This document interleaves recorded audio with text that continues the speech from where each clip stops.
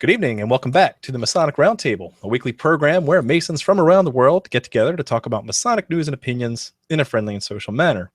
The standard disclaimer applies. The thoughts and opinions expressed here are solely the opinions of the participants and do not represent any Grand Lodge statements or positions. Make sure you keep your conversations open for the public and on the level. To interact with us, send questions and comments to our Twitter page at Mason Roundtable or on the Facebook event page for episode 158, Conduct in and Out of Lodge. As for me, John Ruark, past master of the Patriot Lodge, number 1957, in the academic land of Fairfax, Virginia. And let me switch over to a cleanly shaven Robert Johnson. Hey guys, the non-Sasquatch version of Robert Johnson is here. I'm a real person underneath all the hair. Past master, Waukegan Lodge, number 78 in Waukegan, Illinois, where I am the current secretary. And if you like Masonic podcasts, whence came you? Good show with Frodero this week, as usual. Thanks. Oh, it was an amazing show. Jason. Hey, everybody. Jason Richards here, Worshipful Master of Acacia Lodge number 16 in Clifton, Virginia, and member of the Colonial Lodge number 1821 in the District of Columbia. And Jason, will you do us the honor of introducing our special guest tonight? Yes, we've got a very special guest tonight, introducing Brother Jason Charles Miller, who is a member of Reseda Lodge number 666, which is awesome. Yes. By the way. You may also know him. He's a Scottish Rite Mason who played Celebrating the Craft last year, and he'll be doing it again this year. He's been in a number of professional rock bands to include Godhead, and he's done a lot of voice acting as well. So, Brother Jason Charles Miller, we are so glad to have you on the show tonight. I'm happy to be here. Thanks for having me. Anytime. Awesome. So, and I'll take over the Sasquatch mantle tonight. How about that? Yes, you got it. Is it Sasquatch or ZZ Top? Yeah, one or the other. Yeah. The Sasquatch. I've got a great picture of me and Billy Gibbons grabbing each other's beards.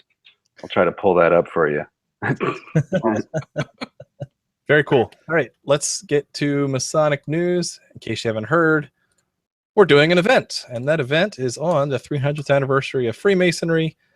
Go check out themasonic.roundtable.com/300 to learn more about 300, Freemasonry's legacy, Freemasonry's future. June 23rd and 24th of this year, you can join us and a bunch of Masons from around the world to check out and celebrate 300 years of fellowship. If you go there, you can order tickets right there.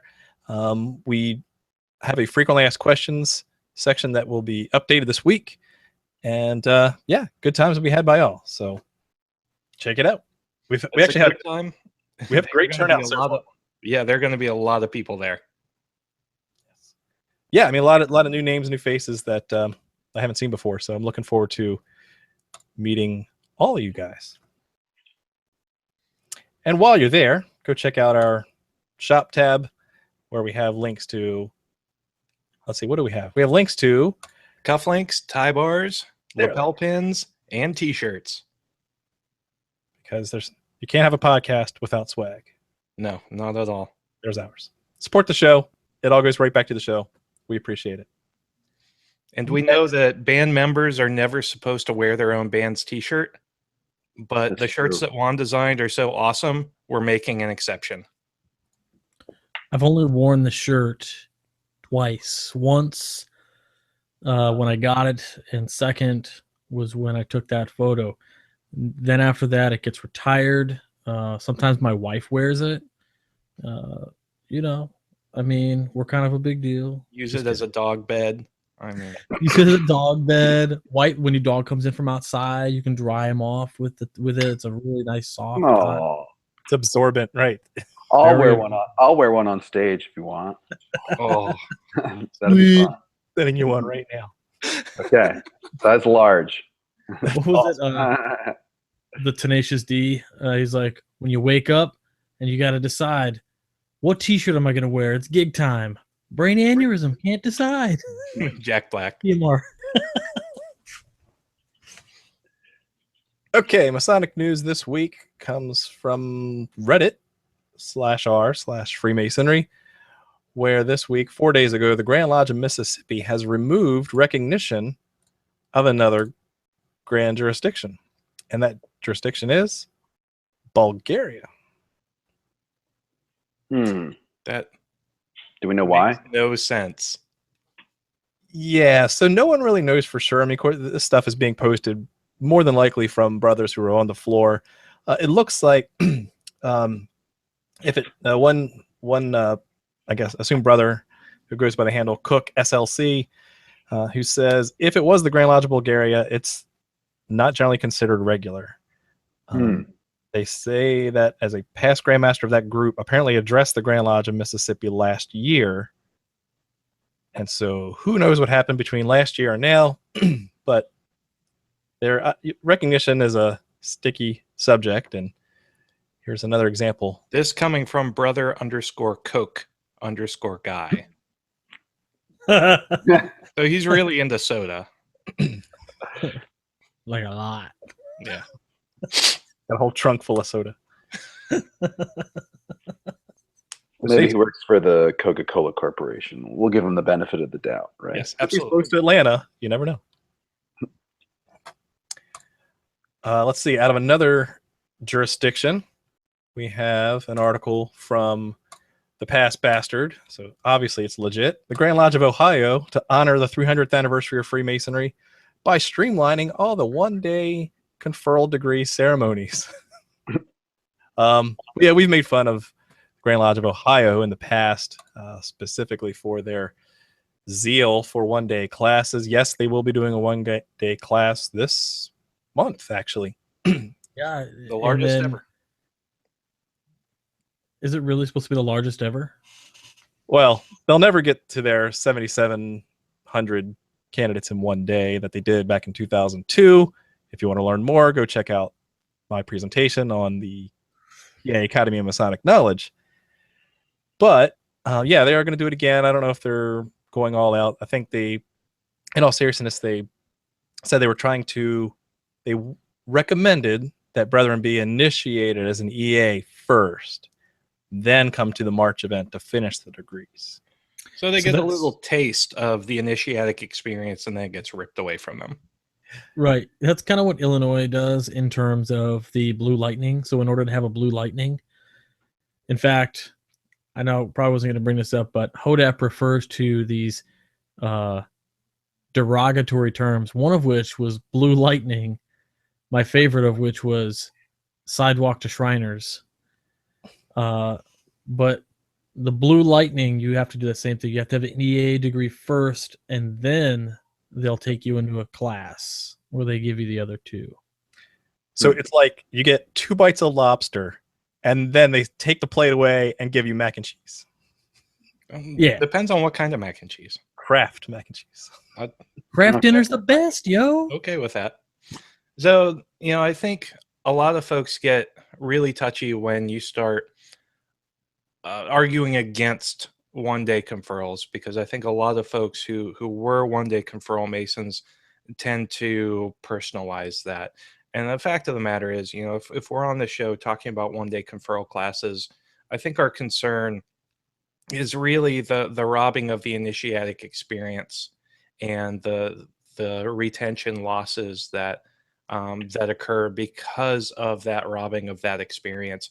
And so, a lot of us are against one-day classes themselves, but none of us are against one-day class Masons. And I think it's something that's good to remind everybody occasionally, because just because you went through a one-day class, that has no bearing on your aptitude as a brother and a friend, and nor should it. So like, was it a couple weeks ago, we had the 10 for 10 with RJ Hughes. RJ Hughes, he says, I was a one-day class Mason, and if I could go back, I'd tell myself to go through it the normal way. And he's a sitting worshipful master. And so that's always been a concern. I think a lot of guys, like you said, it's they think that maybe people are making fun of them or making fun of the fact that, they get the degrees in a day. That's not the case. The case is we're upset that, they didn't get the better experience. Yeah, and I think that when and you know there may be, and now in California, by the way, we don't have one-day conferrals. I know everyone thinks that California is like this hippie state or whatever, but our Grand Lodge rules are actually pretty strict in regards to going through the degrees. But I think that when you're a non-Mason wanting to become a Mason, not really knowing anything about the degrees, to get them all in one day might seem super awesome. You know what I mean? Like, oh, I can get all this in one day. Great. You know, Right. Even if people argued you against that or counseled you against doing that, I think that, you know, if it's hard once you are a Mason to then go back and remember what you were feeling at the time and the anxiousness that you were feeling at the time to want to become a Master Mason. And I think that like the sort of having it held out right in front of you and being able to do that is appealing to a lot of people. And so then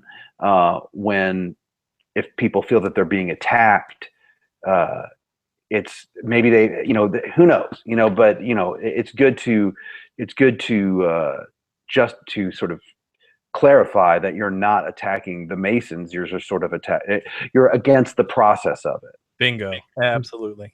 And I think especially as officers in the lodge, you know, we are stewards of our candidates' introductions to Masonry. So for me, I harp a lot more on officers than, you know, who are in support of one-day conferral classes, just because it's like, look, you know, we are the folks who should know better. And so, you know, if candidates are coming in, I think it's important for us to explain what they may or may not be missing out. Ultimately, you know, it's between the worshipful master of the lodge and the candidate to decide how they want to do it. Of course, the worshipful master trumps the candidate's view. But I think if you explain everything and candidates know what they're going into, eyes open per se, I think, you know, there's no feeling of, you know, missed expectations or whatnot. You know, one thing I'll wrap up with that is Hodap said this a couple times on his blog this week, as well as with his interview with Juan Sepulveda, where, you know, the data shows that there's no difference of how active a brother is after the degrees, whether they go through one day or they go through the long way. And I haven't seen that. That doesn't mean it doesn't exist. I just haven't seen that. But my final point on that is, if it makes no difference either way, then go for quality. Right? If the end result is exactly the same, then go for quality, just because, you know, that's what we came here to do. Then the last thing I wanted to mention on Masonic news this week, another thing that Chris Hodap posted this week, was last Friday, a new Netflix original series or special called Burning Sands was about hazing in the Black Greek fraternities. It hopped on Hodep's blog because it has, you know, some references to the hot sands or the burning sands of the shrine. So of course, as a Masonic nerd, what did I do? I stayed up Friday night and watched it. It's Did you binge watch the whole series, or is it just it's just one movie? It's just one movie. It was well done. A little formulaic. I mean, I kind of saw where it was going, but very well done. It really did paint a good picture of hazing in predominantly African American fraternities and universities as a whole, and some of the hazards that come with that, and the emotional drama that comes with that as well, but has zero references to Masonry at all. Anything, I was looking hard, but good show. Go watch it, but don't watch it trying to find something Masonic. It's not there. Okay. Got it. Now let's move along to this week's topic, which is conduct in and out of lodge. This is something that we've had listener requested. We've had talks amongst ourselves. It's really, you know, how do we hold ourselves as Masons before the degrees, after the degrees, and the difference between in a lodge and out of lodge. And so we wanted to bring on a special guest who's out there hanging out in California. Jason, will you kind of give us a little background of your travels, your interest in masonry, what sparked your initiative to join, and then kind of what masonry fulfills for you? Sure. So I've only been a Mason for 3 years, but I've been interested in the craft for, I don't know, scores of years. I spent a lot of my adult life as a traveling musician. I think we talked before the show. I actually went to George Mason University, and I was majoring in history when I had an opportunity to start touring. This was in my third year, the middle of my third year, and my band at the time was picking up steam, and this was in the '90s, and getting some really cool touring opportunities. So I decided to pursue that, and never looked back, and had a pretty steady career in the entertainment business for the last 20 years. I've always been interested in sort of the unknown, and that was one of the things that drew me to Masonry. And then all of the Masons that I knew in my life, I realized I really admired, like Masons that I knew that were also in the entertainment business, that I would meet through my travels, were all people that not only did I admire, but I also, probably got along well with them. And so the more I researched Masonry, the more I realized that it sort of fit where my mindset is already. So it was it was like one of them square holes and those square pegs and one of them square holes, right? So that was pretty easy for me to, I soaked it all in, and I guess that's, where I am now. So you want to talk a little bit about your, like I say, your code of ethics during your travels, right? Like what I was saying before we started too. It's like I was always the band dad. I was always the responsible one. So even I was the one driving the van on the overnight drives, since I was the only one that didn't drink, and I was the one kind of handling the books and making sure that everybody got paid, and making sure that setting out our different percentages for the management and the label and stuff like that. So it when and in some of the responsibilities in Masonry too, I think in a way, for me, because I still travel quite a bit, I've never gotten in the line, and for non-Masons, I've never become an officer, because I understand the amount of commitment that is needed. And rather than, and even being a Mason for a short time, I've seen people commit to being in the line and then have to drop out.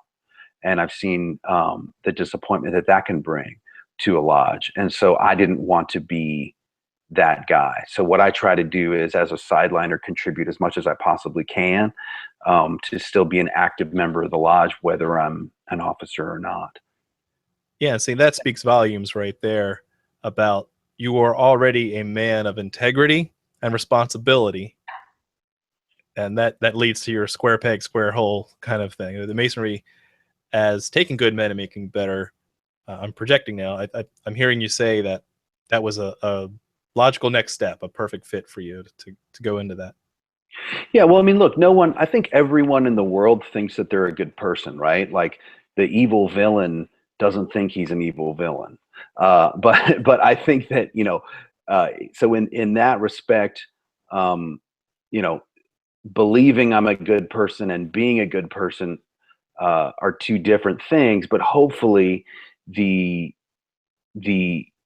if someone's heart is in the right place, you're always going to be able to see that. And I think the wisdom of just traveling all over the world, your radar kind of goes off quicker with certain people, you know, and like I call it the bullshit detector. I hope that's okay to say, but you know, like my BS detector goes off pretty quick. And so one thing I know about the brothers in my lodge and almost all the brothers that I've met now across the country, you know, they're great people.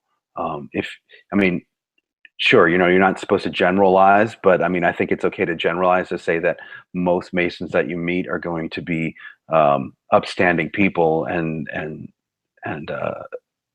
somebody that you can rely on. And I think but I think that the craft draws those kind of people to it. I think that if someone's trying to get into Masonry to bolster their career or, you know, get a discount on something, you know, the work to get to Master Mason, I think, is going to weed out those people, and probably what Masonry is going to reveal to them is not going to be appealing to somebody like that. Mm-hmm. You know what I mean? That brings up a really interesting philosophical question, right? Is it through the process of the Masonic degrees that one holds himself to a higher standard, or is it the fact that Masonry as a system draws in people that already have a higher standard to start with and that are already on that journey already? So that's a big unknown. It's a big question. Right. I mean, I think it's some of both, right? Yeah, that's very much a chicken and the egg question there. And we could wax poetic about that all night. No, the answer is chicken, right? Oh. That's been proven. Dinosaurs, right? Yep, totally agree. Have you ever? So I had a math teacher once, and we were discussing a few things, and it turns out my math teacher and I were into a lot of the same things: math, geometry, architecture, music, and so you start to find these correlations between.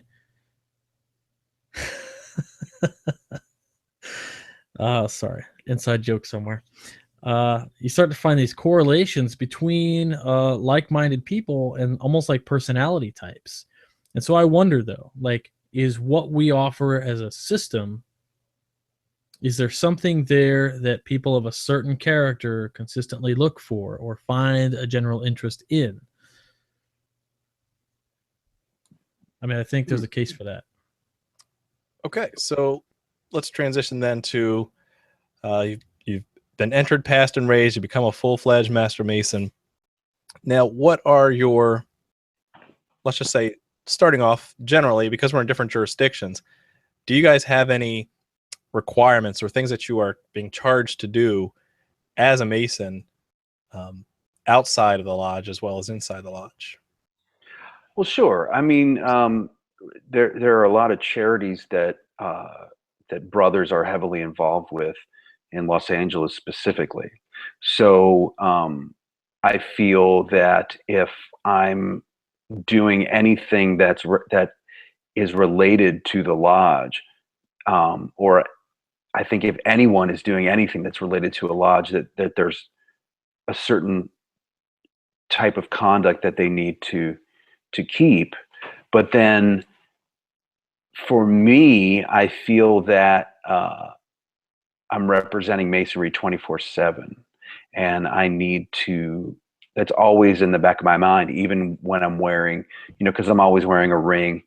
And you know, I'm you know, I'm subtle about it. I don't really talk about it online much. Like, this is probably the first time publicly I'm talking about it, besides when I appeared on the telethon. But the telethon was sort of insulary within the Masonic community. I mean, anyone could tune in, but you know, you're talking about the Celebrating the Craft telethon. Yeah. Mm-hmm. Yeah. So I don't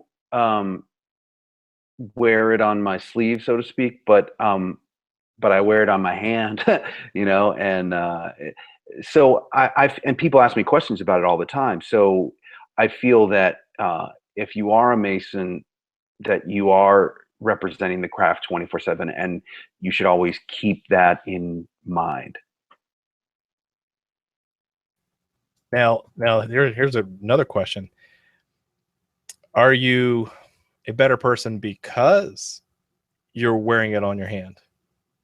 And if you didn't have that reminder, would you still extol those virtues of the fraternity? I mean, that's for me. Let me just say, me personally, that is why I put a square and compasses on my car. That is why I wear a ring, because, and I do point out the correct way to make sure that I am broadcasting a light to the world to say, hey, look, I want you to judge me and my fraternity by my actions. And that is a constant reminder to keep me in check. Does it mean that I would be a horrible person if I didn't wear my ring? No, but it helps. So there's that. What do you think, RJ? Yeah. So every once in a while, I leave the house without my ring on, and I don't think it necessarily changes the way I act in the public. But I will say that, like Jason said, try to represent the craft 24 hours a day, 7 days a week, 365 days a year, every minute of every day, because number one, we want to be good people. Number two, you want, because you love the fraternity, you want people to know that the people within the fraternity measure themselves to some higher degree of, I'm not going to say, I hesitate to use the word morality because I don't want that tied to a dogma, but a Hashtag higher moral relativism. there you go. So it just makes sense, right? So sometimes, yeah, like I think I'm always thinking about, am I doing the right thing here? But there is always something that reminds me, like, hey, in addition, hey RJ, don't forget on your desk at work you have 3 things with square and compasses on them. It's like, so people stop by all the time, or like my jacket that I wear when I hang it on my cube, it's a big old square and compass on the back, right? Like, it's a calling card of sorts all the time. And what do I want people to know? Like, do I want them to come up to me and ask me about fraternity, and because I'm being a jerk? Do I want them to associate those two things, or do I want them to associate that we're awesome, we're cool, we talk about, if you want people to think that masonry is about philosophy, do you want them to see that, or it's really about how you want your masonry to be perceived in general to the public. And so I think also at times it is, like you said, John, like a safety net on my actions. Does that make sense? Yeah, totally. So we have to talk about the Masonic decals on the back of your cars, right? Yeah. Yeah, those are fun. On the back of my car, I have a square and compass with a giant skull on it. And I'll generalize. The older gents in masonry who have been members for years, not older as in age, but older as in have been a member a really long time, sometimes those are the same thing, don't like it. But it's okay. There's no skulls in masonry. No, it's not a Masonic symbol. Hey, Brother Miller, show us your rings. Not at all. There's no skulls. Bam! You like that one? It's awesome. That's right. There's no skulls in masonry. Yeah. I like this. The side of this one's pretty cool too. Nice.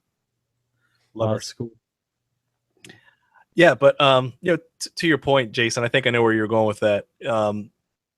I personally know a brother, so this really gets to conduct outside of the lodge, who has said that they do not put any square and compass decals on the back of their car.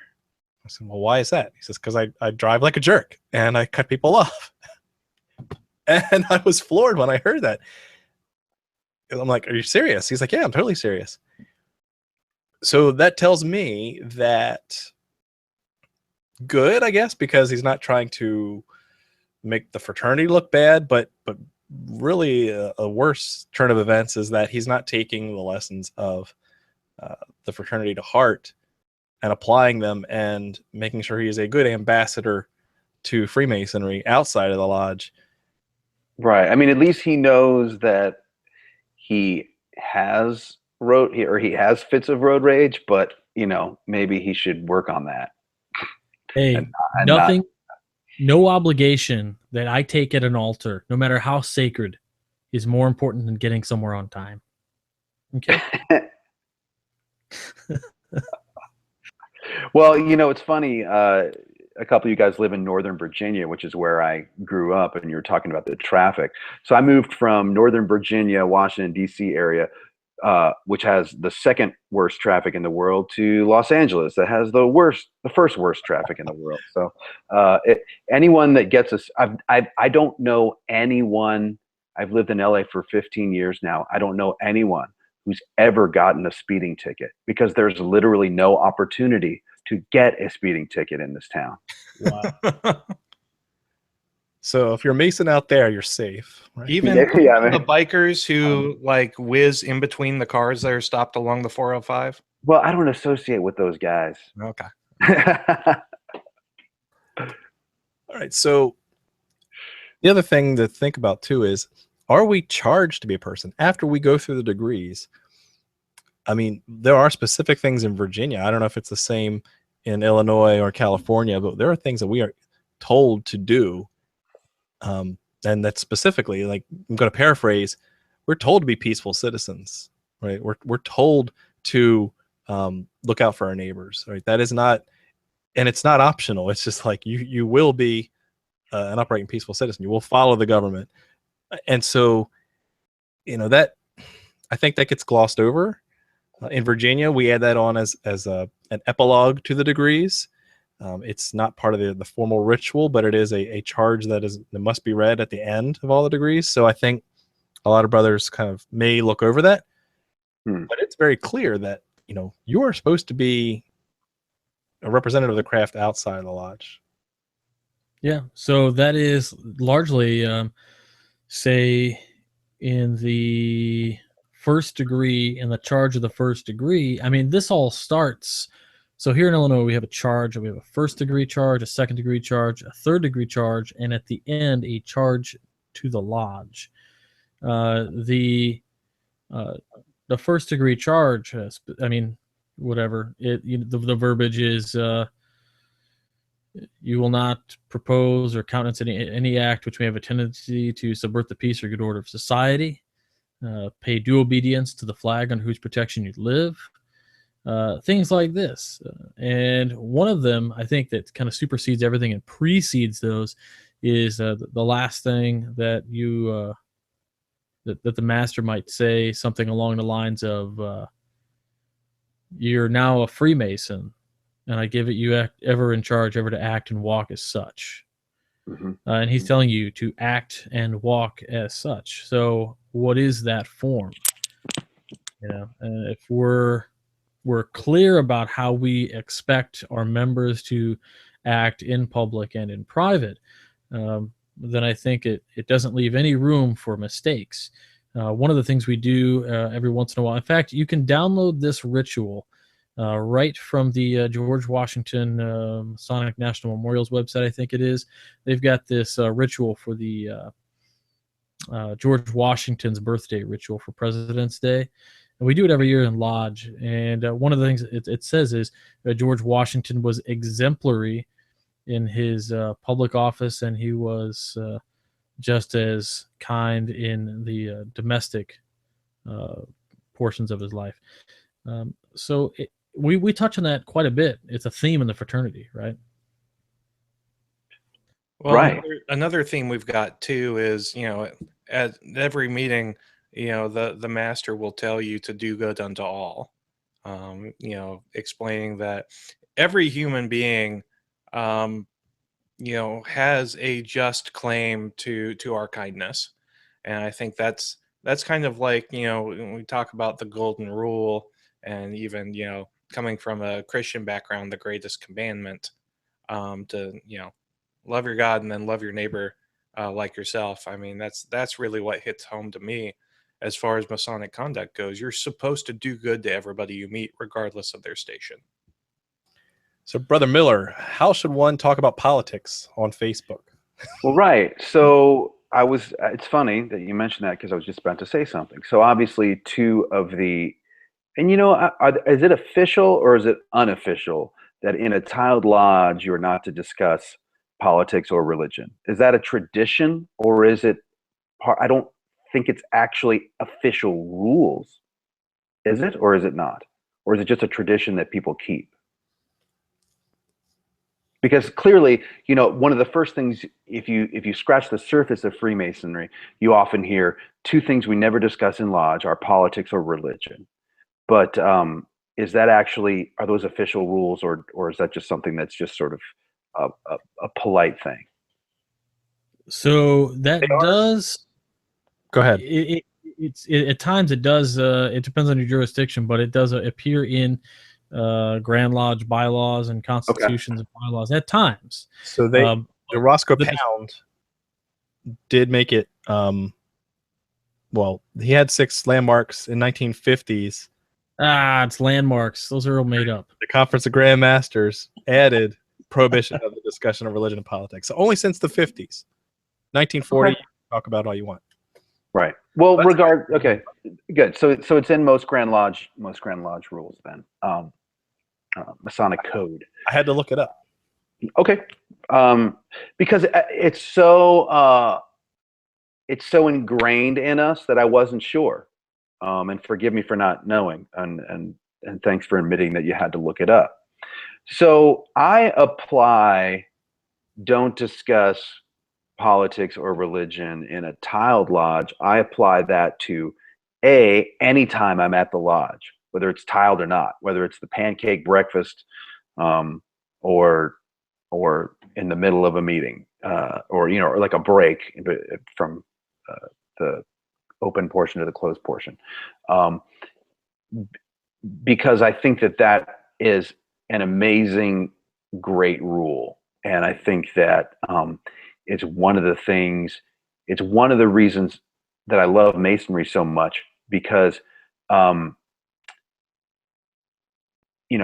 where else would you be in a room with so many diverse people than that you would be in a lodge, at least in the Los Angeles area where I am. I mean, our lodge is incredibly diverse, from religion to race to creed. And I love that about that, because we're all there for the same purpose, which is to, making good men better. And I also extend that explanation to making society better and the local community better. So I refrain from all political talk on Facebook. Back to your question, because I think that first of all, we're all inundated with it, and we're all inundated with it from both sides. I think if you're a Mason, you've got friends on the far right and the far left.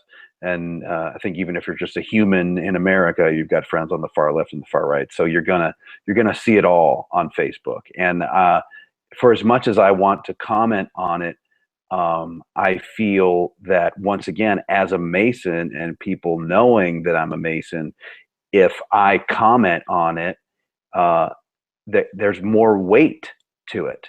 Because then, wait, is that an official stance of the Freemasons?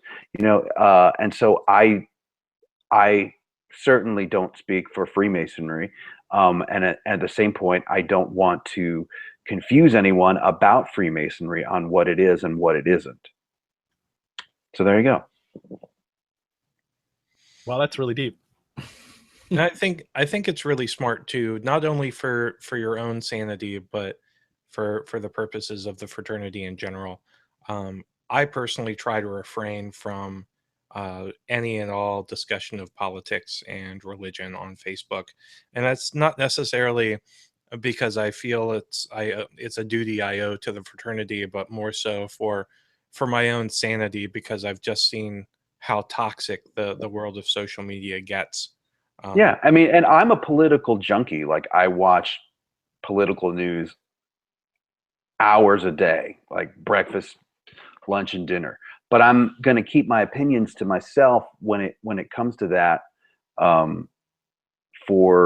because there's a time and a place for it. You know, if I was on a political discussion show, then I would feel safe talking about it. You know, but anything, any place other than that, where there, you know, if it's a circle of specifically a gathering of some sort about politics, sure, I would feel safe discussing it then, because then it would be obvious that it was just my personal opinion. But any social media, I just feel like it's like what I said before. It's as a Mason, and even not as a Mason, it's just better to let that be. Mm-hmm. So here's a question for the entire group, John, if you don't mind. Do we take ourselves too seriously as far as being ambassadors to the craft? Like, is there a point where we reach the level of absurdity by saying, look, I don't want to, overstep in any place or otherwise it'll reflect poorly on Masonry? So my view is skewed because I've said before on the show that Masonry has made me a better Christian, right? That I've taken the morals and principles taught in our degree system and applied them to my specific faith, and looked at Bible study and looked at the things that the path I was already on in a different aspect, and have tried to work harder at those. And so it makes me respect the TO movement. It makes me respect observing Masonry. It makes me respect those who try to take the philosophical and moral and even esoteric lessons of the craft and apply them to be the best person you can be every single day. I know that's not representative of Freemasonry as a whole. I know that there are members who are just in it as a social club, as a dinner club. And so, yeah, I mean, I think you, I'll say it. I think you can't take Freemasonry seriously enough, but you can have fun without going straight to the shrine and drinking beer, or straight to,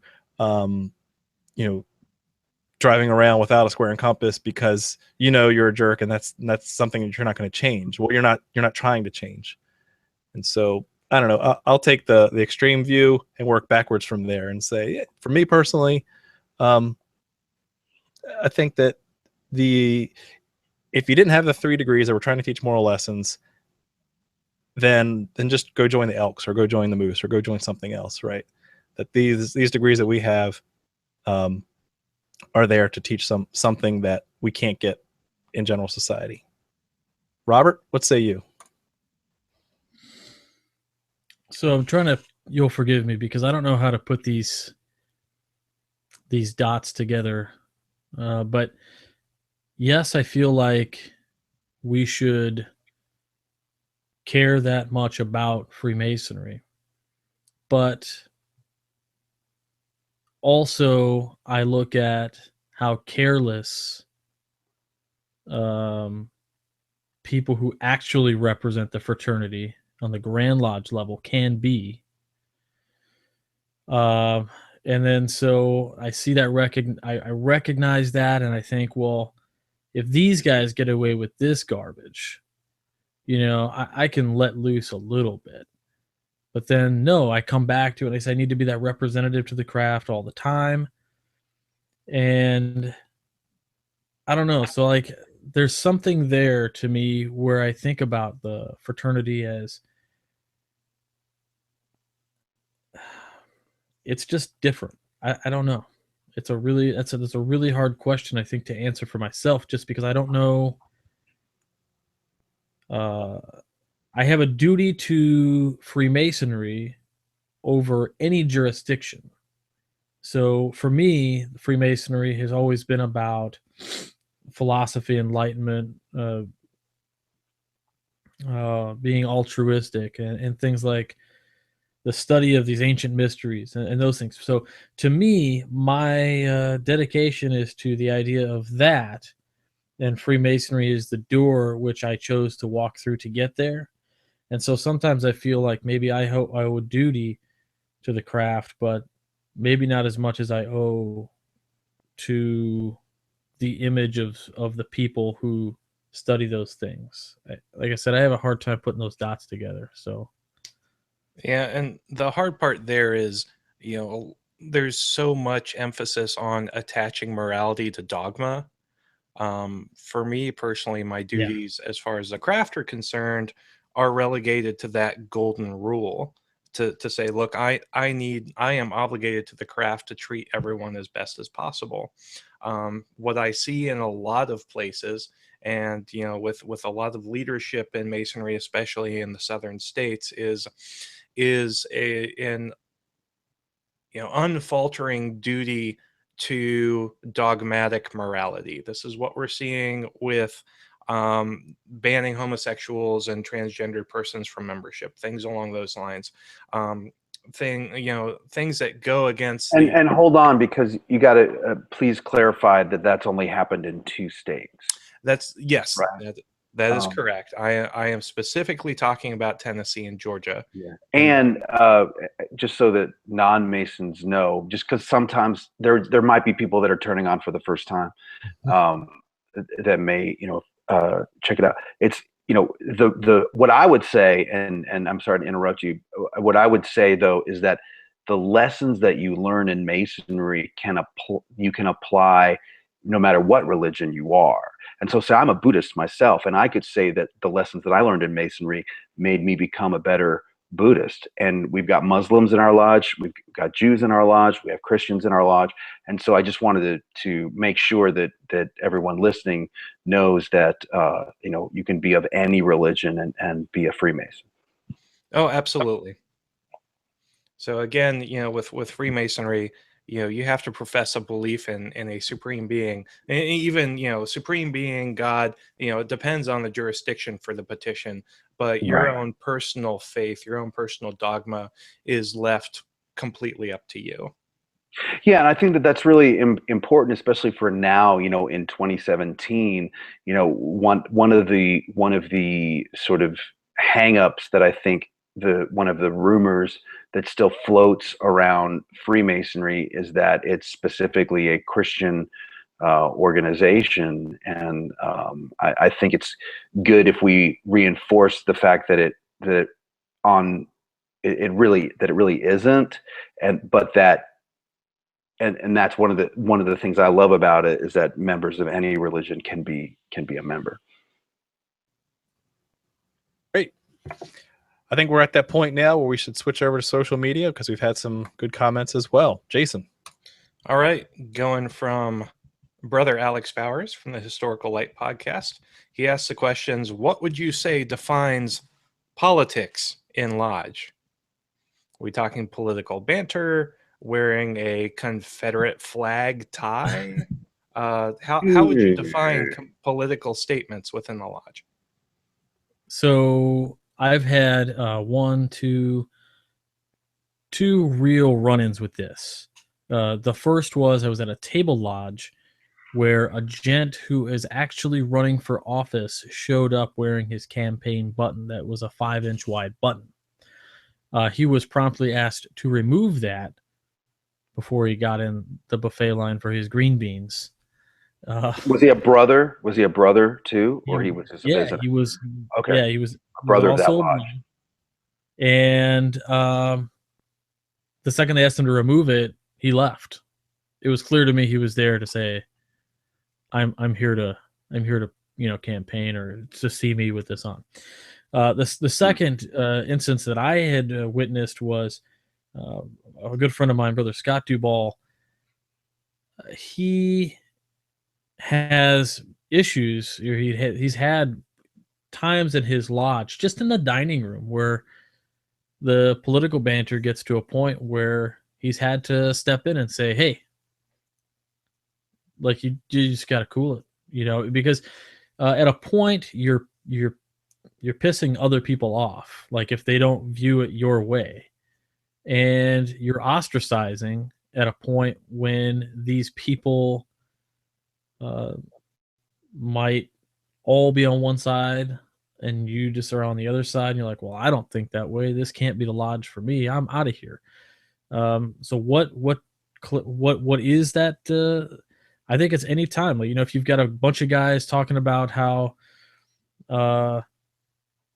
Trump is a crook, or a bunch of people who say that Hillary Clinton is the worst security nightmare ever. You get these groups. I think anything really politically is a danger.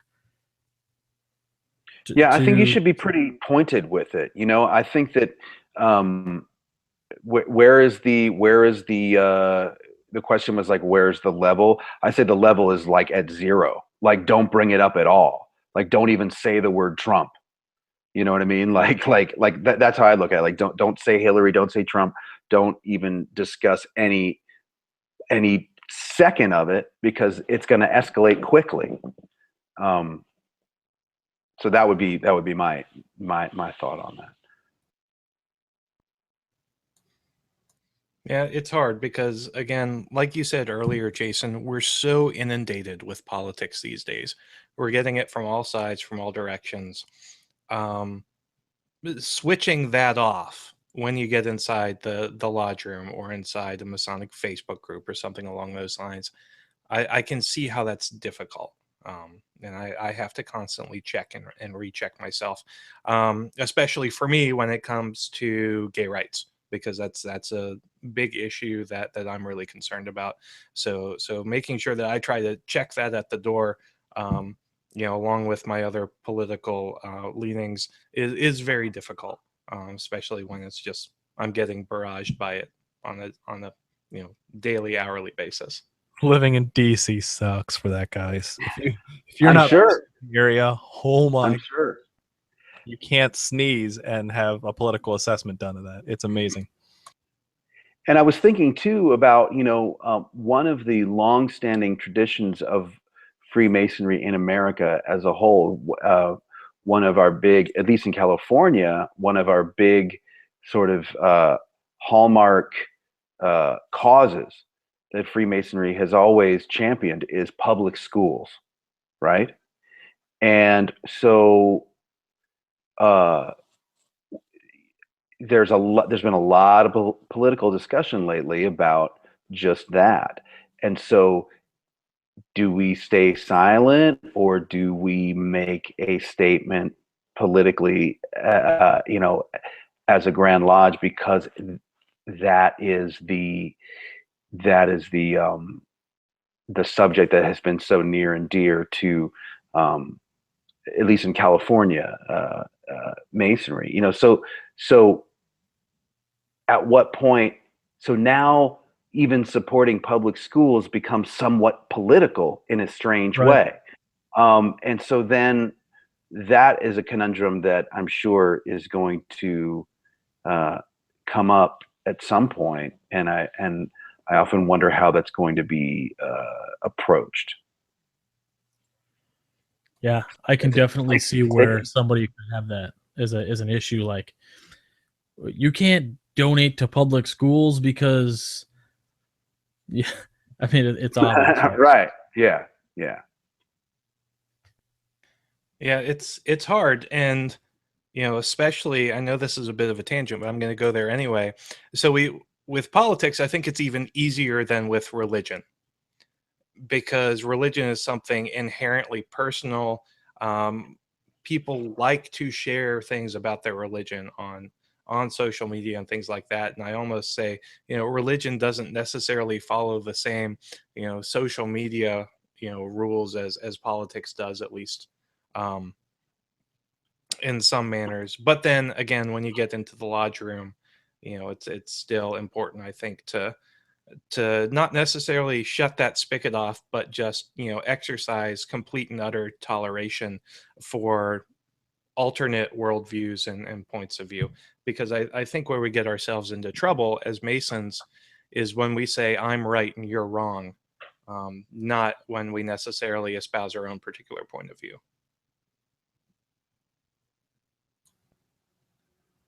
So getting on to social media again after that tangent, Brother Leathers, Gesundheit.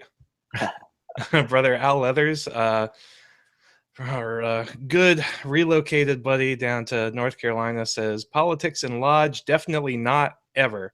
Not on those grounds whatsoever. Politics in the real world, absolutely. This is our country, and I am representing no one but myself in that context. But as UTMR brothers say, you are not representing the opinions of any Grand Lodge at the beginning of every episode. The Sons of Liberty were pretty darn political. True. Oh, well, it's everyone's personal choice, It is. you know.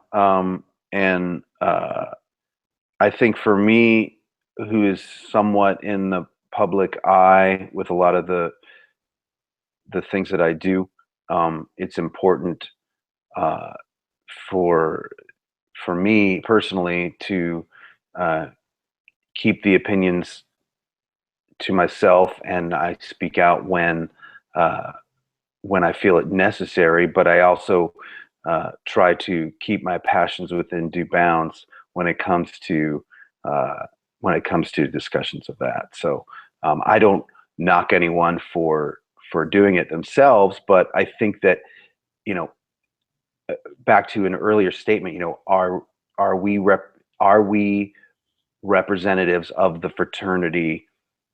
I think absolutely we are. I think every single member and every single Freemason is a representative of the fraternity at all times. Whether you want to believe it or not, you are. And that's just my opinion, but I think that it's something to keep in the back of your mind, because it's something that's going to reflect positively or negatively on the fraternity. It's a great place to wrap it up. Brother Miller, this has been a blast having you on. Your world experiences and just your insight has been fantastic. And I'll leave it now for you to start wrapping things up and put in a shameless plug or two for any other projects you're working on, if you'd like. Yeah, actually, thanks. Well, I will be, like I said, I'll be back at Celebrating the Craft this year, which will be May 20th. And then if anyone's into role-playing games, I'm on a live show every week on Geek and Sundry's Twitch channel from 3 to 6 Pacific time, 6 to 9 Eastern time. And one of the other players on that show is also a songwriter. So we premiere a new song every week based on what happened in the episode before. So that's fun. That's awesome. Very cool. And my voice can be heard in Mafia 3 right now, which was just released. And I just worked on some DLC for that. And I'm in World of Warcraft and Hearthstone and a lot of games currently out there right now. So for those who don't know, the humble Jason Charles Miller, if you do a quick Google search, you'll find his extensive list of works he's done, both musically, professionally, voiceover artist. And that's another thing that we wanted to mention, not highlight, but mention that he gets around, and he too is an ambassador of the craft, and as usual carries himself very well. So thanks again, brother. Thanks for having me. It was really a great time. All right, Robert, final thoughts. Final thoughts. Gee whiz. What can we say that we didn't say? I mean, just make sure that, as Jason said, you're 24 hours a day, you're a Mason, right? He's a Mason all the time and always representing. And even if you don't believe that you have to do that all the time, even if you believe it's not your job, try it out anyway and do your best. Because the last thing we want to do is give anybody a bad opinion of what we do, or a bad example, more especially to the world, right? Like we influence other folks. By the way we act, I know that the younger generation of today comes to our generation, maybe if you're a Mason, they might come to you and think that person is a really interesting character. They've never steered me wrong, and they've always been there for advice, or they always helped me with something, and they were always cool about it.